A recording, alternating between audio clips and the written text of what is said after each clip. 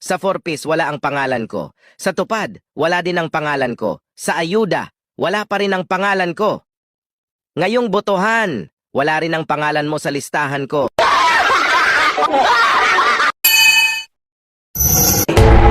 Palaisipan ngayon sa mga tiga-barangay pinaglabanan sa bayan ng Goa sa Camarines Sur ang kwento tungkol sa isang lalaki na sunod-sunod daw na nawalan ng kanyang mga brief.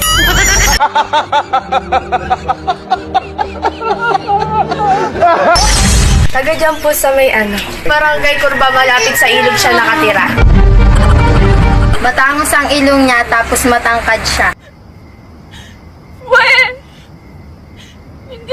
Gwapo, nakatext ko po siya dati. Wow! Wow!